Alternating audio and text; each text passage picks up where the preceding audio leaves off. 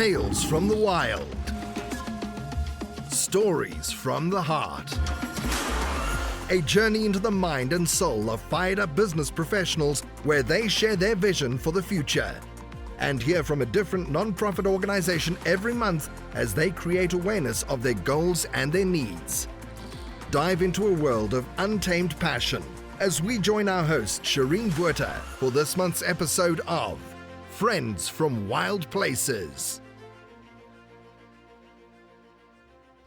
Yeah, it's fascinating, Allison. So I have just a question as far as how did the journey, if you want to take us back there, from Toronto, right, born and raised Canadian, to moving and transitioning. So I think Shireen had mentioned earlier in your introduction that you had navigated different spaces here in the United States. How did you end up in California? Good question. So if any of you are astrology geeks, I'm a Pisces with a Gemini rising. So sometimes you swim in different directions, but we're known to be very flexible and adaptive. And one of my best friends in Toronto, Nadia, told me that she sees me living in 2 or 3 places in the world. So while I love Toronto, I think I had this very global perspective that I wanted to discover the rest of the world. So that led me, blame it on a New Jersey boy. A New Jersey boy took me to the U.S. For whatever reasons, I've stayed in the U.S. and found great community. But in New Jersey, I was working in New York, later living in New York. I fell in love with Manhattan. I lived down near Wall Street, near the water, and I love the energy of this city. I think people, if you haven't lived there and experienced it, sometimes you can just listen to stereotypes, but fell in love with the city. But I had a longing for the ocean, for the coast, for the mountains. When I lived in Toronto, I thought it was going to be British Columbia or Vancouver. But ultimately, through New York and Chicago, which is more Midwestern, very Canadian-like city, great metropolis. Eventually, I just put it on the line and moved to the Bay Area. Now, my only exposure to that, I'd come out here for different courses, so I knew a few people, but it was really taking a pretty big leap of faith that I felt that the weather and your access to trails and to the ocean was going to be a game changer for me. And the fact that it's kind of the heart of innovation to a large degree in the US and in the world, I just wanted to be at the pulse of that. So hence the big move, but I really didn't have community. I lived out of a suitcase in North Beach for a few months and just started to pave my way. And it's been the longest I've lived anywhere since leaving Toronto. So, and a big thing, even though I grew up in hockey rinks, I did have a hard time with the winters my whole life. And so California weather works for me. Wow. But that's kind of, and I think I have aspirations to go everywhere globally, like Shireen and others, but with a dog that keeps you a little bit more grounded in one place. But Yes. yeah, but that's kind of my path. But it came from, I think in my early 20s, I thought it was going to be British Columbia. I considered Australia, Singapore. I considered going to other places, but ultimately, I think I found a great place. And even though there's many Californians leaving the state, I still have found incredible community and joy just with what I have access to and the life I've been building. That's beautiful. That's beautiful. And so, and did I catch, is it your four-legged, is it North? Is that his name? Oh, okay, okay. So I want to hear a little bit more about that. I'm very passionate about the four-legged. So I have one arriving in a half an hour. Oh my gosh. Oh, I'm going to try and pull up a picture of Shireen and North. His new nickname is Northy Norty or Northy because he just fell in love with Shireen. It was a little ridiculous. I've got Tanya, you yeah, have to see this dog. Such a he had a beauty. way of taming when Shireen took him out on walks. It was the shortest walk because he was looking for where I was, which is crazy. But anyway, Shireen was great. She rolled with it as And the it- surrogate mom. Yes. Listeners, so we're talking about North. This is Allison's beautiful four-legged baby. He is my gosh, he looks like a golden retriever, but he's actually a English cream golden retriever. English cream golden retriever. Beautiful dog. But before we continue, I just want to jump in here with a little bit of a Buzzsprout ad. You know, listeners, you know Friends from Wild Places is a safe space. It is a safe space for business owners. It is a safe space for entrepreneurs and professionals from all stories and walks of life to come and share their wild hearts. This is the place. This is what we want to create for everyone, just to come and talk, come and be raw and real. We also create a space for nonprofits every month so that we can really lend a hand and help someone in need if possible, because we believe in giving back. It's a really big thing in life is giving back. The question is, do you have a message that you want to share with the world, or maybe you just think it'll be fun to have your own talk show? Podcasting is very easy. It is actually very inexpensive and fun to expand your reach online. To start your own podcast, we recommend using Buzzsprout. We love the platform. It's very user-friendly. You load your podcast up in one place, and it takes it all over to every platform that live streams. That's where it gets put up on. So it's very easy, very user-friendly. And if you go to the show notes, this lets Buzzsprout know that we sent you, and it really does help support the show. And just remember, Buzzsprout is passionate about helping you and us succeed. So with that said, back to you, Allison. Taking a leap to start a second business is a wild move. Let's talk about building a brand from scratch. When you are trying to get a new yoga business off the ground, standing out can be tough because you're in an area where there is a lot of different people giving yoga lessons. Very self-aware area, if I can say that. The Bay Area is all about health, and I stand to be corrected. It's something that I observed. People are very into their health. People are very into looking after themselves.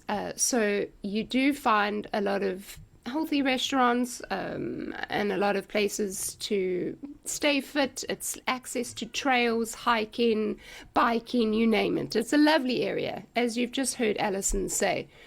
It's absolutely beautiful. That's why I love it, is because everything is there. You have access to all of it. But with that being said, standing out can be really tough. So how are you bringing your unique voice to the wellness space, and how do you build that initial trust with your first clients? Yes, it's been a journey.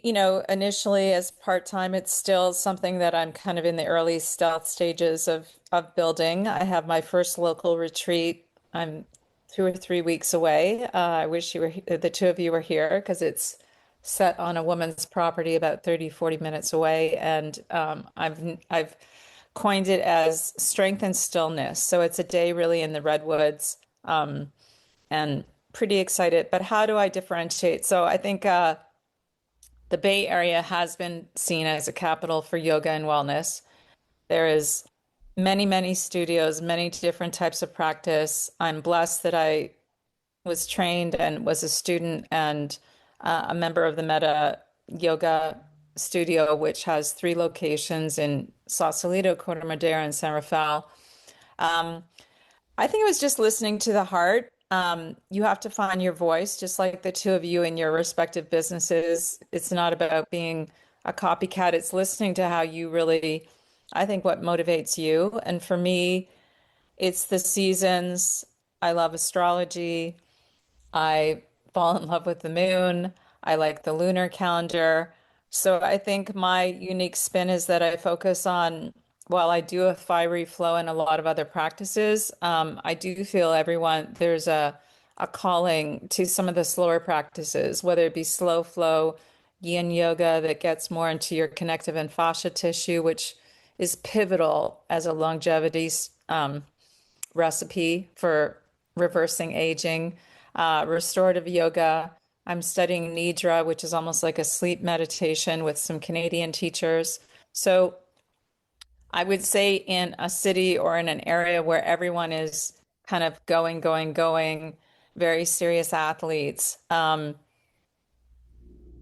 My studio is mainly a vinyasa flow studio, which again is more that fast pace. And I knew my calling was I wanted people to slow down. I want them to reset, come back into their body. So it's a lot of breath work. It's some of these different practices, but I feel it appeals to all ages, men and women. Um, and I think it's just finding your voice. So, I picked my teachers. There's a lot of people I study online and just dropping into the area. I live on the creek. I have my street got flooded months before Shireen visited. So I'm in a flood zone. So even if you don't believe in the lunar calendar, we get hit with the tidal waves, right? With the king tides. And that's all around the full moons. And so I like weaving that into my class and give themes so that my students have something to consider in terms of making maybe micro shifts to their habits. And I don't know, I think it's just, I think it just comes from the heart. I love all my students dearly, and I see the changes, whether someone's an athlete and, this one woman, studying and attending Harvard now, to some people that have had injuries for life or for a long, long time that have been in discomfort, and hopefully they're just adding different practices into their day so that they're finding more comfort and flexibility. But I think ultimately it's really finding your own voice. And I think that hopefully you've got to stay very young at heart and keep growing and learning, and just don't be afraid of being who you are. And so I think that's what I bring. I bribe my students to cheer for Canada today in a few hours for the World Cup. But it's just, they say if you can find something you love and you would literally do it for free. Obviously, all of us are living in places and have economic realities, but I think it comes from that sort of passion. Allison, and for someone new to yoga, I think I've only done yoga like twice in my life as far as an actual class, like two classes. What would you recommend? Is there like a recommended or suggested, for example, like 2 classes per week? I'm sure there's people that do it daily like yourself, but what is the starting point? Is it once a week, twice a week, 3 times a week? What's the suggested? Gosh, I think if you really open yourself up, it could even be, that maybe you're taking 10 minutes or 15 at night or in the morning, right? Where I think we can talk ourselves out of a new activity if we put this milestone that we have to go daily or 3 or 5 times a week. I mean, the more consistent you are, I think you will see the differences physically, emotionally, mentally. I would say, 2 to 3, 4 times a week is phenomenal. But the more you build that rigor, um, the difference you will see it. And to me, it's physically the changes are one thing, but mentally, emotionally, I've never left any kind of yoga practice stressed. It's like, again, you just lay it on the mat.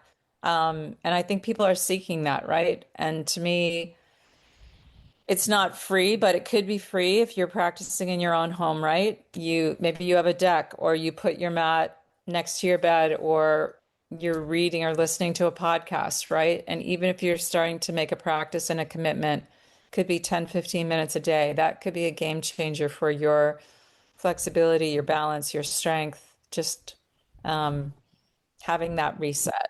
So the more the better, but I'm a believer in atomic habits, that 1% shift, not this grandiose, Allison, okay, I'm going to do an introductory membership and show up at the studio every day this month.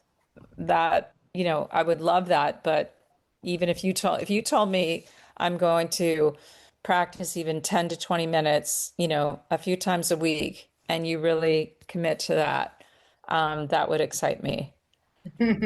So how do you I would say like if you had to like compare or contrast so I'm curious because for example so I do like a daily meditation practice approximately 20 minutes, right? I've been doing that for probably since 2016. So some days could be more, some days could be less, but it's averages about 20 minutes a day. Silent meditation, I did start off with guided, but I quickly evolved into the silent realm. I also do Pilates, I do stretching, I do pole conditioning. So I do my own version of practice as far as flexibility goes. So my question is, how does the quote unquote yoga term correlate with what I'm doing? Doreen knows because she saw my reformer. I'm finishing a Pilates reformer certification in a few weeks, but so those are all incredible practices. Your strength, your strength, all of those pieces. I love the meditation practice. That is something that a lot of yoga student or teachers bring into, their practice into the class. I think the breath work, conscious breathing, even if you're doing it a few times a day where I mean, there's so many different types of breath you can choose from, but that's a game changer in any situation. So I love your meditation practice. Everything else sounds phenomenal. I think it would be an extension of your meditation, especially the fact that you said that you do more of a quiet meditation. And fortunately, if you don't have access to a studio, your time schedule is pretty committed. There's a lot of great content on YouTube and other platforms, right? I think it's finding what would be complementary. Maybe you're in the mood that you want something a little bit more of a flow, right? You could do a 15, 20-minute flow to I would probably say more morning or midday versus late at night. And then maybe some nights you play with more of a gentler slowing down to really kind of kickstart a really good sleep.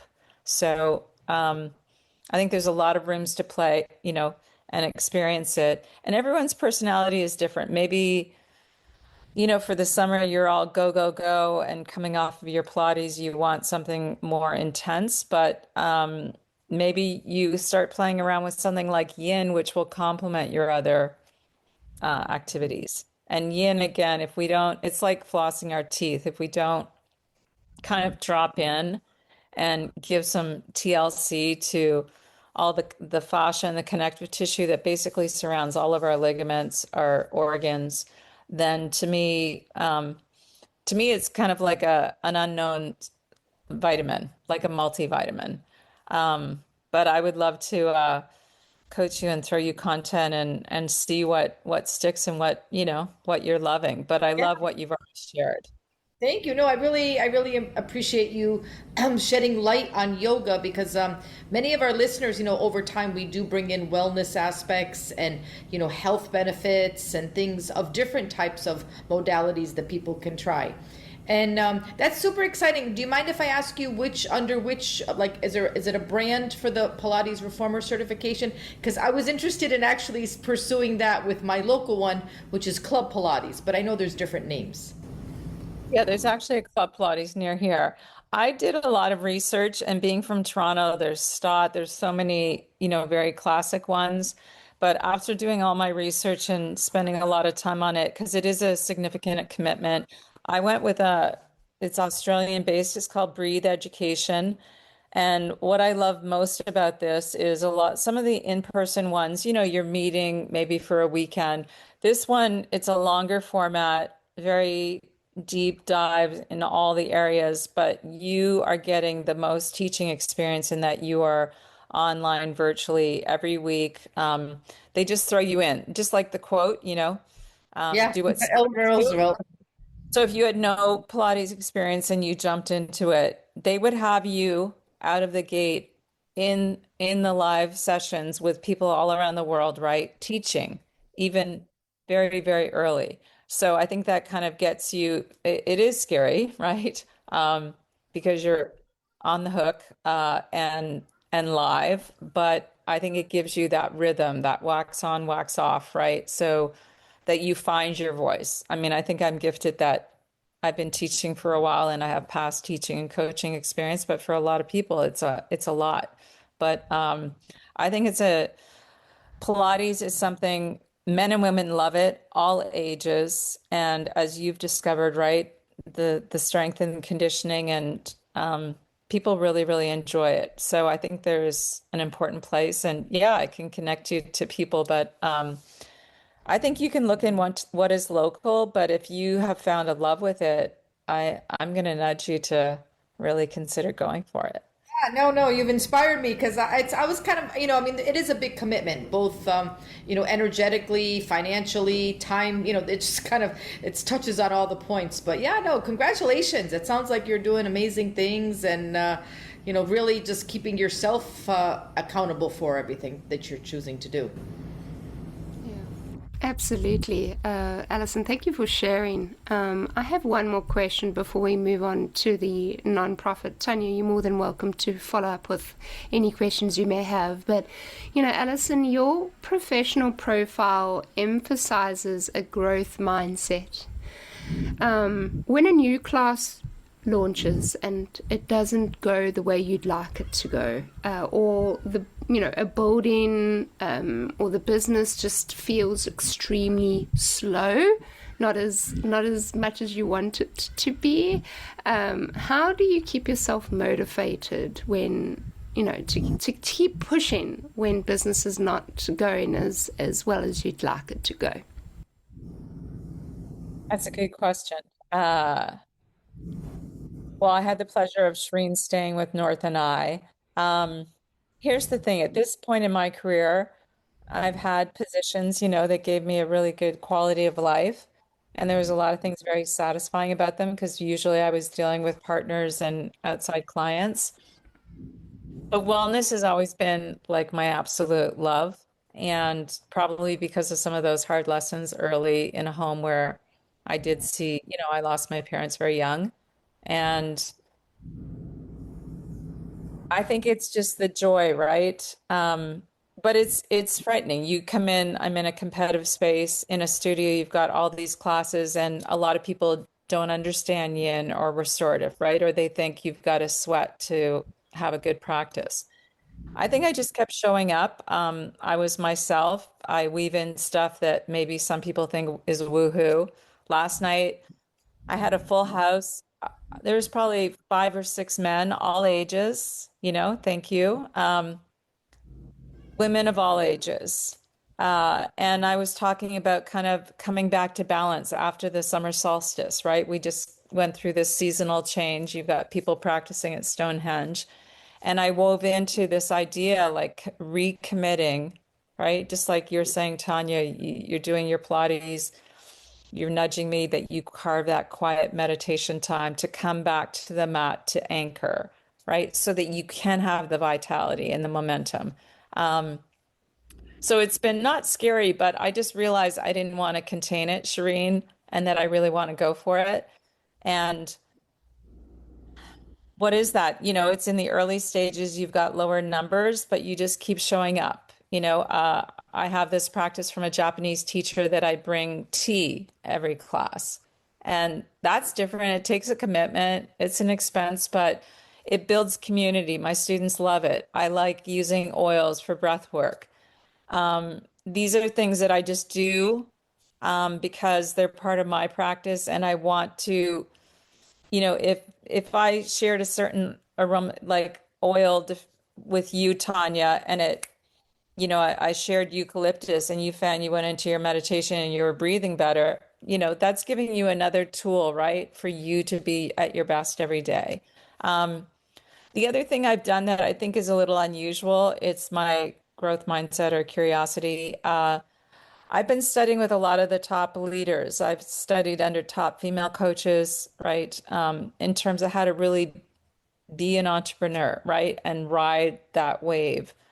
I'm into AI academies because I don't have this vision of building a large team. I really want to keep it lean, but I want to be able to teach people locally, but I want to reach the woman who maybe is in the Alps or someone who's, in Costa Rica or they're in a rural area outside of Seattle, right? And they don't have community, right? And so I think you've got to spend the time to really know your focus. I love teaching students across all ages, men and women, but I am really trying to focus on building curriculum for women over 40.